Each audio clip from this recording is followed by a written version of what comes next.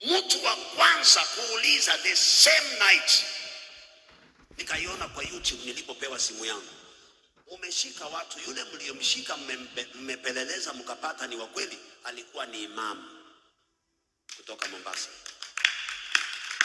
Wachungaji wa Kristo waliita kikao wakisema hao wote wafungwe ndani. Yesu akija atajua aliye wa kweli.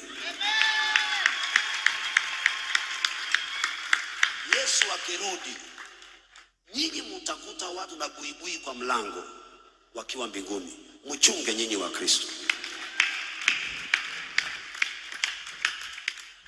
Muda wote napanda ndege, yule angenikumbatia. Wengi wao si wafichi wala si waungi Waislamu mkono, wengi wao walikuwa Waislamu.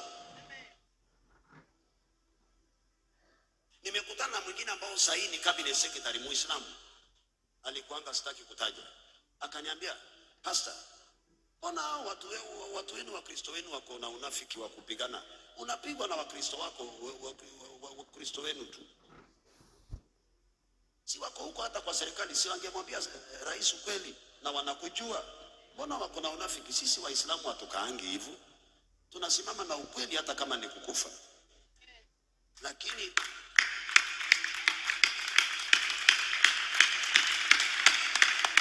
wanaohubiri injili hii ninayohubiri waliitisha news conference ama press conference, wakasema hao wote wanatuchafulia injili, ingiza ndani, bila kuchunguza. Na nilihubiri wakiniona, Kasarani waliniona, Jakaranda waliniona, ibada zangu ziko live wanaona, washirika wao walikuja kwangu wanajua, lakini waliona ni vyema niingie ndani. Mama,